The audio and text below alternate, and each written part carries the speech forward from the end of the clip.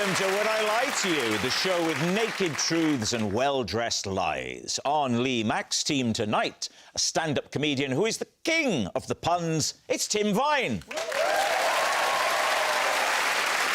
And a multi-award-winning star of stage and screen. It's Cush Jumbo.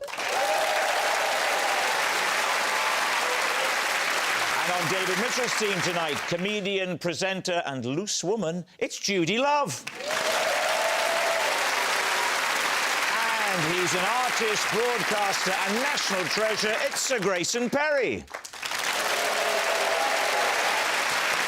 We begin with round one, Home Truths, where our panellists read out a statement from the card in front of them. To make things harder, they've never seen the card before. They've no idea what they'll be faced with. It's up to the opposing team to sort the fact from the fiction. First up, it's Judi. As a schoolgirl, I got a free can of Coke every day from my newsagent in exchange for keeping quiet about his affair. Lee's team. How old are you? I was 12. And this happened for how long? Maybe for about a year or so. How did you know about the affair? Because I walked in on them. What were they doing? Something that they shouldn't be doing. Bit of a pick and mix. Well, he was picking and she was mixing. What did you see them do? They were getting amorous, were they? Gosh. Right, so went in and the door, because it was a post office as well, was open. And because we know him, I peeped round and somebody was on their knees. Oh, gosh. Have they dropped a contact lens? Or they were simply praying for forgiveness. Yeah. That's not how you lick a stamp.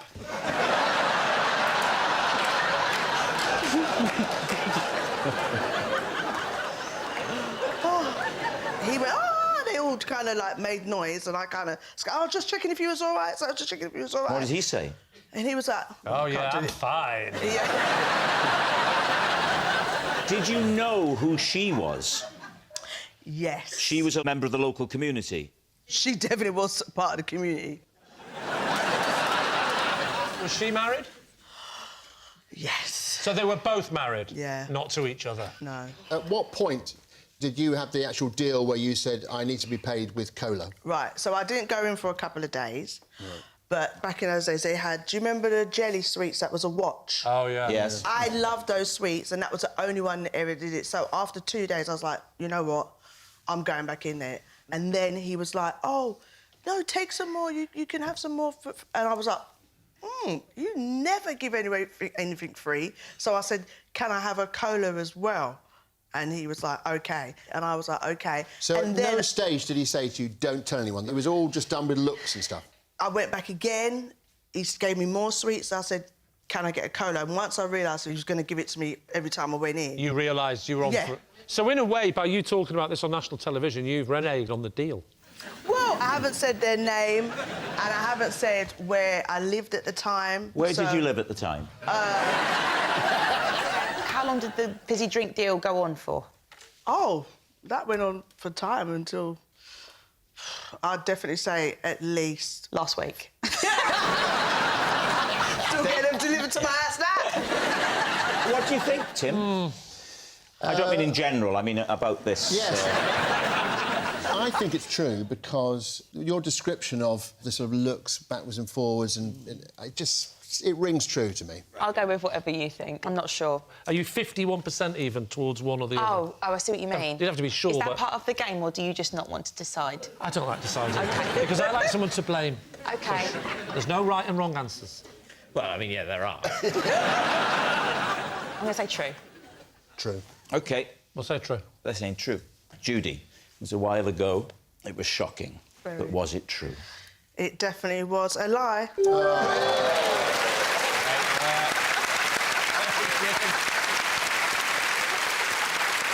It's a lie. Judi wasn't bribed by her newsagent. Tim, you're next. I once wrote a love song for a girl I saw in a shop. David's team. When did you see this girl in a shop? Well, I was working in the shop. Oh, right. Yeah, and so was she. Awkward. It was a department store. I was 18 years old. I was pretty much falling in love with every girl I saw at that age, so... But this particular girl, I thought, gosh, she's jolly marvellous. So you wrote a song? The song was called Jill, which I said to someone, what's the name of the girl? Because I'd never been anywhere near her. Can you sing us the first line? Yeah, it goes... Shit, in fact, I can't remember the first line, but... I want to feel like I'm Jill. OK. So can you do it? Can you come and do it to me? Jill! You're too far. You're too far. Yeah, but you are in different departments.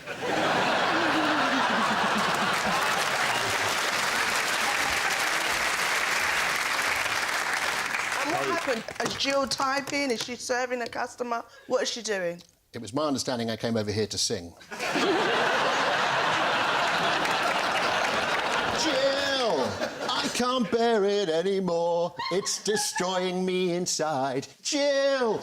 I am coming back to you. Yeah, I've made up my mind. That's it.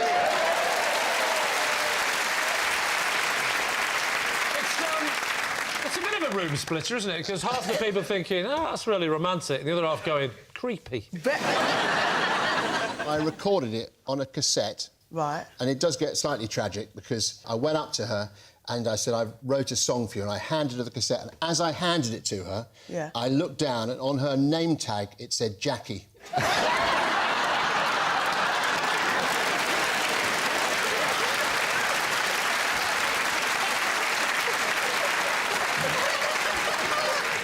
What do we reckon?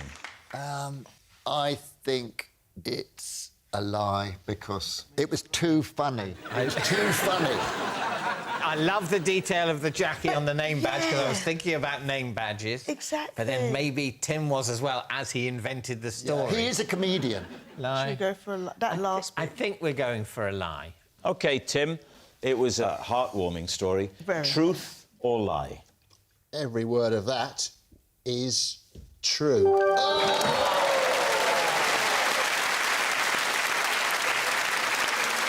Yeah, it's true. Tim did write a love song for a girl in his shop. Grayson, you're next. Oh. Whenever I drive the car, I can't help but make vroom vroom noises. Please, team. You mean you? You actually go vroom vroom while it's going along? Yeah. I suppose it goes back to when I was a kid and you're playing with cars, you know, and the cars now, they waft, Yeah. don't they? They go... And so if you're going into a roundabout... you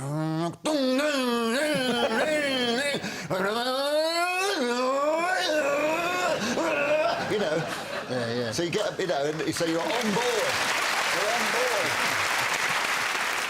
How long have you been doing this for? I do it unconsciously, I think. Unconsciously, when you're driving? Yeah, I don't know. I didn't pass my test until I was 30 because I was always a motorcyclist, you see. So I was used to the noise. That's quite late to pass a driving test, isn't it? Yeah, David, how old are you now? I'm 49. And when did you pass again, remind me? I haven't passed. Oh, you haven't yet. passed, have you? That's it. Have you ever tried? Have you ever sat your test? Once. And what happened? What do you think? Well, we know you failed. What happened? No, you know, I crashed into a mobile library and exploded. Did you go back in time? Mobile library. Well, it was in the past. Was it a DeLorean that you were driving? Oh, this is a good opportunity for me. Marty! Marty! We gotta get back in the car! I'm doing Doc Brown. Thank you, Grayson. Thank you. So you're doing vroom vroom vroom for the revs in the car. Do you do other things like when you go around the corner? Do you go like that, or do you do the windows up and down? You do it all. Right, Cush, what do you think? I think it's probably true, only because your performance of the Vrooms was so quick. Tim Vine. I think it is true. You think it's true? Because I I thought we were coming to a close. I realised it was the start of something. Sorry. I just have to give a reason. You can't park there, mate. Well, you wound it the same way. Surely the other way to go back up. It wasn't down properly. It's true. We're going to go true. Grayson, they're saying it's true. Was it true or was it a lie? True. Oh, it's true. Yes, it's true. Grayson does make vroom vroom noises when he drives. Our next round is called This Is My, where we bring on a mystery guest who has a close connection to one of our panellists. This week, each of Lee's team will claim it's them that has the genuine connection to the guest. It's up to David's team to spot who's telling the truth. So please welcome this week's special guest, Paul.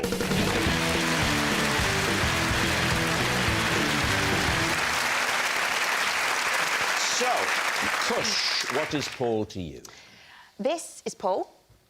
I left my OBE in his chip shop. Right. Tim, how do you know Paul? This is Paul. We got together to launch a brand new snack, Tim Vine's Bendy Biscuits. Finally, Lee, your relationship with Paul. This is Brother Paul, and I'm ashamed to say that he's the monk that I got drunk. So there we have it. Cush's fast food friend, Tim's biscuit buddy, or Lee's hammered holy man. David. Excellent. So, Cush, and congratulations on the OBE. Thank you. Congratulations on the Thank you very OBE. much. You've got an OBE, haven't you, Rob? I've got the MBE, just below the OBE. That's like the Carabao Cup of medals, isn't it? Yes. They say when you get these honours, they say what it's for, don't they? Yes. And what did they list of yours? Services to drama. Just services to drama. What do you mean, just? What's wrong with that? Because sometimes there are people and then they'll say services to something, charity and something. It'll be a few things. What were you? Services to what? You got it for punctuality, didn't you? Cush, where is this chip shop? In East Dulwich. Why were you carrying your OBE with you to the chip shop? Well, I took my parents to the palace. It was a very special day. I wasn't at the OBE bit where you get sandwiches and stuff after. Why weren't you at the bit with the sandwiches? Because after? you don't always get sandwiches and snacks after the awards. Like, on that day, the Queen gave me my OBE, and then you get to mill around a bit, and then you leave, you depart the palace. Oh, is it? So if it's like, if you have to make do with Princess Anne, you get sandwiches, but if you got the Queen, then no snacks. Yeah. So the package evens out overall. If it's Prince Andrew, it's like a 5-course meal with booze.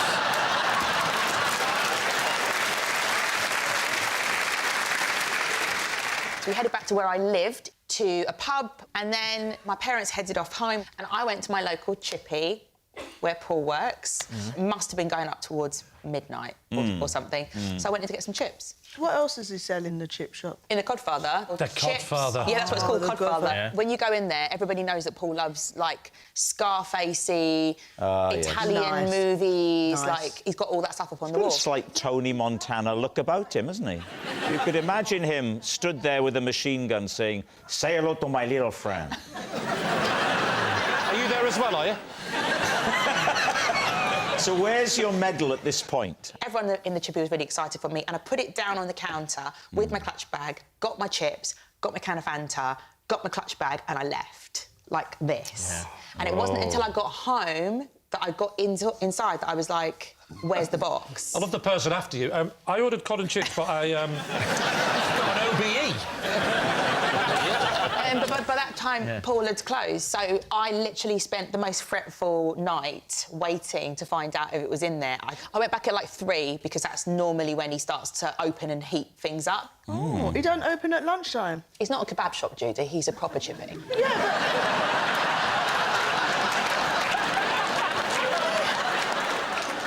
So when you went back in... When I went back in, he was like, "I know why you're here." Did you pay for your chips? Yes, I paid for my chips. Oh, he's cheeky. Yeah, he got... He obviously wasn't having an affair. Right, who's next? Right, Tim, remind us what you marketed with Paul. It was to launch a brand new snack called Tim Vine's Bendy Biscuits. Describe the snack, please. Well, the snack came about from when I'm at my mum's on a Sunday, she makes me biscuits. How old are you? On this particular day, she made me this biscuit, and I just noticed it was slightly malleable. And I began to bend it, and he could touch his toes, you know, all the way like this. I just immediately thought, Tim Vine's bendy biscuits. I thought one of the defining characteristics of a biscuit was that it would snap. I don't think it qualifies as a biscuit if it bends. Well, in my eyes it did, and I called it... So what happened, Tim? I happened to be chatting to a friend about this, and he said, well, I've got a mate who works in that industry. The biscuit industry? The biscuit industry. Specifically the biscuit, not Well, the the biscuit- food industry, the biscuit industry. You're very keen for when us I to believe said- he's a monk, aren't you, Lee? Did you have any marketing ideas for this? I mean, your Yes, creative I did, yeah. brain... I immediately thought, you know, Tim Vine's bendy biscuits. Go on, have a bend! I thought that'd be the advert. Who did Paul work for in the biscuit industry? I don't know the name of the company. I wasn't there to try and quiz him what his background was. He lived in a massive house with loads of statues in the garden, and I thought, this guy's successful, and it's down to biscuits. You went to his house? You went to his house for the meeting, and it's a huge house with statues in the garden. Did he wear a top hat and drive a Rolls Royce? Paul said, let's do a tasting. So this is where the empire crumbles, if you like. I got that, and I explained everything to my mum, and blow me, she couldn't find what it was she did to make them bendy. She made several attempts. They were getting crumblier and crumblier. Well, I mean, she did one biscuit, it was like sand, you know, and I said, it's going in the wrong direction. We want to make it bendy. Tim, how long ago did your stuff happen? About 2 years ago. Oh. I know you assumed he was a child, but no, that happened in his adult life. If you are telling the truth, I'm going home to try and make some bended biscuits. Well, it's this, Lee's nonsense, or OBE in a chip shop. That's what we've got. Oh, you're not even asking about me. You've already got into summary mode. OK, Lee, how did you get brother Paul drunk? Well, I was trying to promote my new Lee Max Rigid Rich Teas. No, we were at a party. Whose party was this? This was a guy called Peter. And he has a brother, and I know you're going to laugh, called Paul. This Paul. I don't think anyone was going to laugh, no. Paul is a monk. What type of monk? Oh, I don't know the type. He was taking a vow of silence, we didn't chat.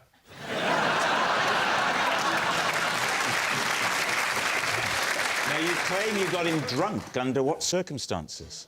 Well, Paul had asked me... At Peter's party, Paul Peter's asked parties, we were picking pecks of pickled pepper, and... we went... He asked me to get him a drink. So he's let out for a special day because it's his brother's party. Why is he not dressed as a monk now? Because it would be a bit of a giveaway that it was...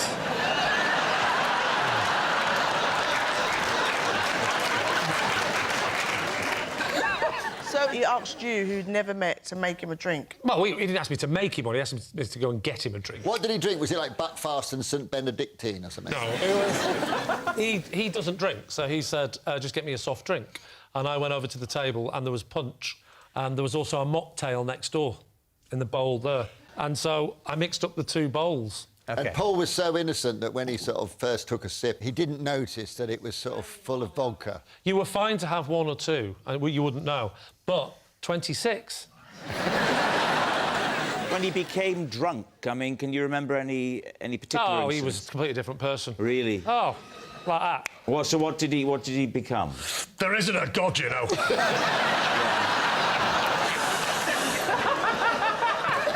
I'm just in it for the free food. How did he get on with his brother? Were there any tensions Well, there wasn't between any him and his brother? tensions, but Peter was an atheist. Were they brought up as religious? I don't think so, no. I think... So it wasn't a Catholic family? No, Paul found his calling. Right. How do you know it's Catholic, by the way? Well, monks are usually Catholic. Could be Buddhist. Yes. Is he Buddhist? No, he's Catholic. Was it a Catholic? I'm just saying, don't make presumptions about things, David. Gets you into trouble. Yeah. Do you remember? Yeah. We sent you an email. Could be...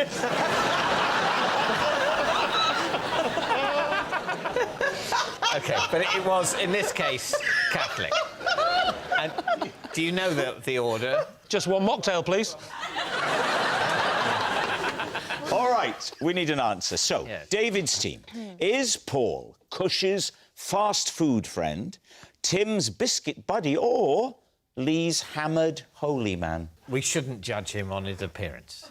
But I would say he looks more likely to be someone that runs a chip shop A nice one. than an extremely wealthy biscuit developer. Just to be clear, David, this is you not but he judging. does look- No. Thank God you didn't judge him. God knows what you'd have said. Are you ruling out Lee? Yes. Lee? No, because Lee said he's a monk. That's right. Well, he's not a monk. Look at him. What is it about him that's not monk? Well, you know how monks have to dress as monks the whole time? That's part of the thing. You didn't ask me whether he was still a monk, did you? Is he still a monk? He was thrown out of being a monk. due to his heavy consumption of alcohol. What does he do now, Lee? This is the bit that's going to throw you. Does he run a He chip now runs shop? a fish and chip shop.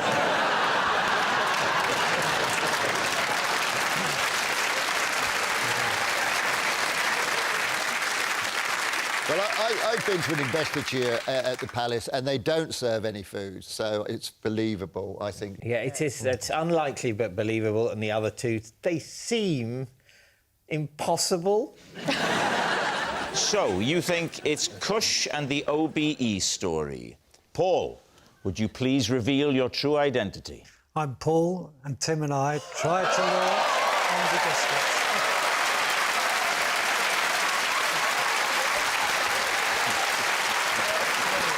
Thank you, Paul.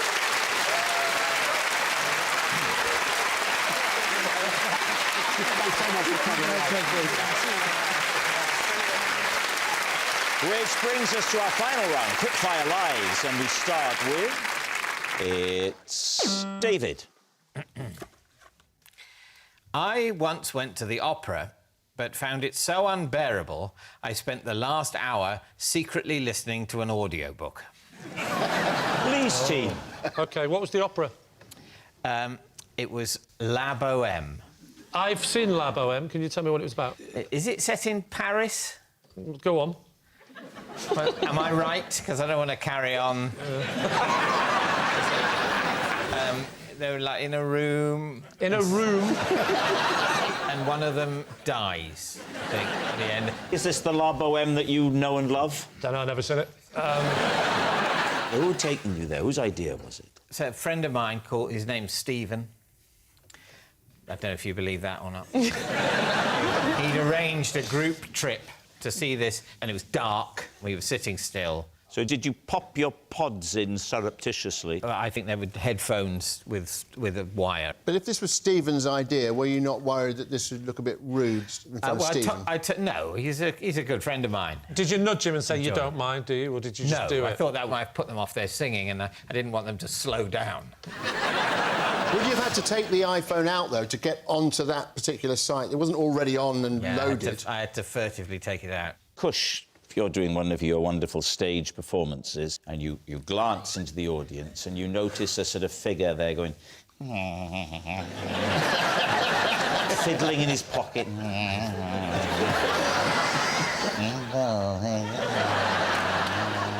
Do you ever spot that sort of thing happening in an audience? I mean, I haven't seen someone take the really long white head, probably untangle them, because they probably become quite tangled in your pocket and in with the Werther's Originals and stuff. Werther's Original. All right, what are we thinking?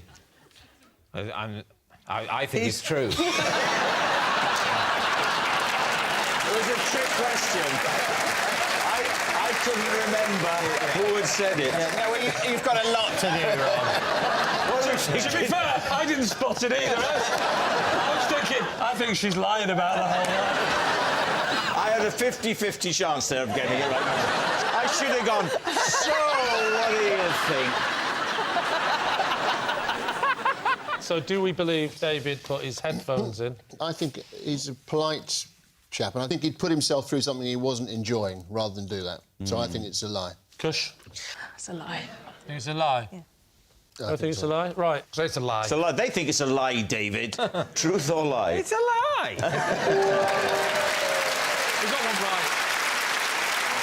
Yes, it's a lie. David didn't listen to an audiobook at the opera. Next.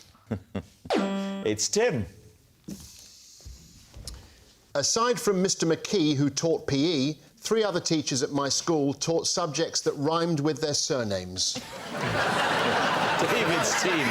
OK, so Mr McKee taught PE. Yes. Who else? Mr. I'm having a cough, genuinely having a coughing fit. Mr. Katz. Wait, are you ready? Okay, I'm better now, thank you. Carry on, Tim. Mr. Katz. Oh, good God. Good God. If you say Mr Meography, forget it. Mr. Katz. Mr Missile and Technology. Mr. Katz. K-A-T-H. Mr. Katz. Yeah. And Mr. Hench. French. Mr Hench, Mr Caths, and who else? It was a little bit tenuous, the third one, but it was a bit of a joke amongst us. So it was Mr. Hort taught sport. You got PE in sports? Yeah, that's right. Yeah. Well, PE was something that happened in lesson time, and then sports was something that we did, obviously. But what did Mr round about 4 Hort o'clock. teach? It might have been what was called loosely then science, so it would have been, you know... Surely that was Mr Bryant's. No. Do you have any at your school, Lee? Who's...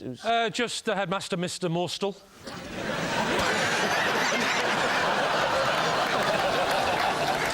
Well, what do you think, Judi? I don't know. He's always got this face that makes you feel like he's telling the truth. Like, just the most simplest things where you be like... He's got a simple face, I agree. What we've got to imagine, it's not true, and what Tim has had to do is turn over the card and quickly-ish make up 3 rhyming names of teachers. Do we believe he could have come up Yes. with Yes, that he's a in very the quick time? He's a very person. quick... Yeah, he's a... What would you have come up with? Give me 4 teachers whose names at your school rhymed with subject. Go. Mr. Starmer. He teaches He did drama. Mrs Panish. Oh, yeah. Mr Bleak taught Greek. Yeah. Mr Gratin taught Yeah. Latin. Yes. This is fun, isn't it? Yeah, let's just do this. So what's it going to be, David? Just one more question. Tim, can you name a teacher whose name didn't rhyme with the subject they taught? Yeah, Mr. Schwartz, and he was... He could have done sports. No, Do you know we'd have taken Schwartz and sport? Come on, it's time to decide. Lie. All right, Tim, they think it's a lie. Was it, or was that the truth? it was actually a lie. It's a lie. They were not the names of Tim's teachers. Well, that noise signals time is up. It's the end of the show. I can reveal that David's team have 2 points and Lee's team have 4.